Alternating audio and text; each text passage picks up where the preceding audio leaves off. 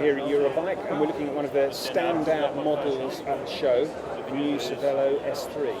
And I'm very lucky to have Damon Rhinehard from the advanced engineering team at Cervelo to tell us about the new S3 and all its glory.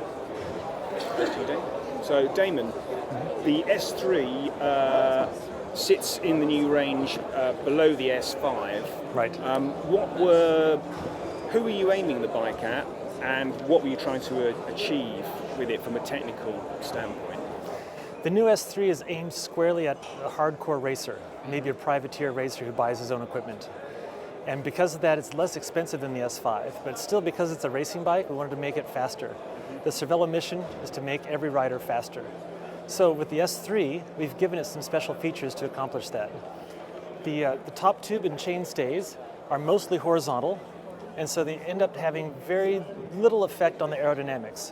And because those tubes aren't significant aerodynamically, we've taken the exact same structural cross-section shapes from the new R series, the new RCA. And so the top tube and chain stays are purely structural, very light and very rigid, which makes this new S3 23% stiffer in the head tube for good handling than the old S3, and fit 19% stiffer in the bottom bracket compared to the old S3. In contrast to the mostly horizontal tubes, we've got the tubes that have some vertical element to them, the fork down tube, and seat stays. And these tubes are where we focused a lot on aerodynamics. And the side view silhouette is very similar to the classic older S3, but the differences you can see in the new S3 appear in 3D, like the down tube is a little bit wider, which improves the torsional stiffness for good handling. At the same time, we've flattened the back of the tube from an airfoil trailing edge to a flat spot so that it's built for bottles. This is a road racing bike and you'll have a bottle there. So the wider tube and the flat back smooths the airflow across the down tube and onto the bottle. The width continues to the lower headset bearing where the fork steer tube is tapered wider. This comes from our Aerozone engineering analysis technique, where we consider the airflow as it flows across the front of the bike, the middle of the bike, in different zones towards the back. And at the front we have the front brake. When you've installed a brake, it establishes the width of the aerozone there, and it's wide enough that we can hide aerodynamically a bigger fork and a bigger bearing, so we gain a lot of stiffness and lighter weight in the front end here.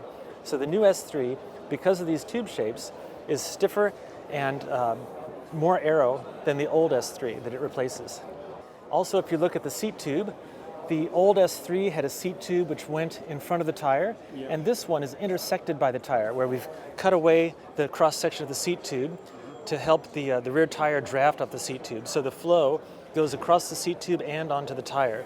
Despite the close clearances, there's still room through the seat stays, seat tube, and chain stays, and the front fork to fit a 700 by 25 tire, which is gaining in popularity and has lower rolling resistance. So you can take advantage of that on this bike.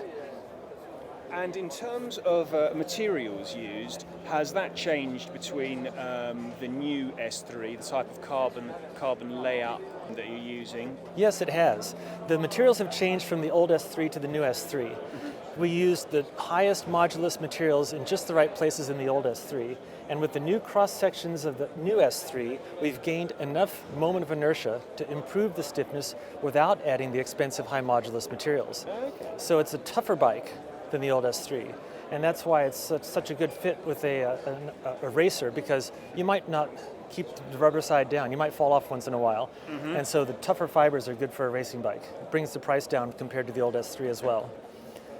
That's actually the reason that we stopped production of the old S3. When we introduced the S5, that took the place at the top of the line. Right. And if we'd kept the old S3 in production, it depended on those expensive fibers.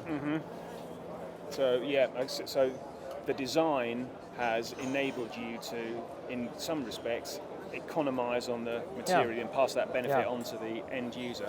I take it, looking at the cable stops here, is it? It's also future-proof cable routing. Yeah. Excellent. So that means you can fit electronic or mechanical on the same frame. Yeah, or indeed hydraulic if it ever came along. Yep, on the same frame. The same frame. One more thing about the materials. Cervelo has never made a big deal about what kind of carbon fiber we use. Yeah. And we don't have, gold level or silver level or OCLV this or that.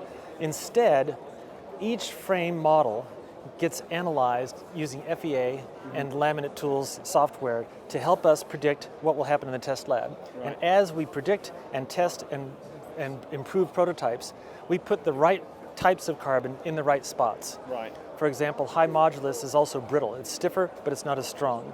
And so you don't want high modulus where you need high strength.